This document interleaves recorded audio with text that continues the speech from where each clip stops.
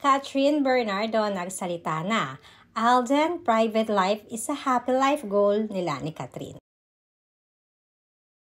Patapos na nga ang year 2024 at talaga namang hindi pa rin tinitigilan ng mga bashers ang intriga at pag-question para sa Kat din. Samantalang nagbigay naman ng kanyang daily update si Catherine sa kanyang social media account kung saan ay ipinakita nito ang kanyang pag-workout.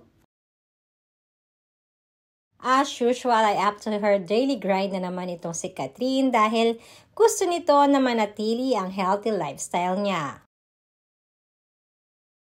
Kaya naman kanina rin sa kanyang IG story pinakita nito na nagkaroon siya ng session sa kanyang instructor. Naghahanda rin ni Kat bago siya pumunta ng US.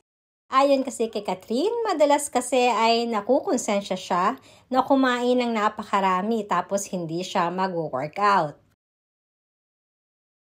Samantalang pinatahimik muli ng Kat din ang mga nagsasabing huminto na si Alden sa panliligaw kay Catherine Bernardo. Dahil naglabas muli ng resibo ang isa sa mga avid supporters ng Kat din na pictures na magkasama sina Alden at Catherine.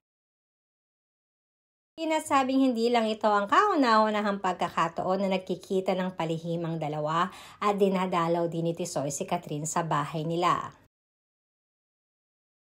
Gusto daw talaga ang panindigan ng dalawa lalo na si Alden na mas maganda ang private life kung ano man ang meron sa kanila ni Catherine ngayon. Hindi nga maiwasan ng mga netizens na maikumpara ito sa relationship ngayon ni Julia at ni Coco Martin. Katulad ng mantra ni Alden na private life is a happy life.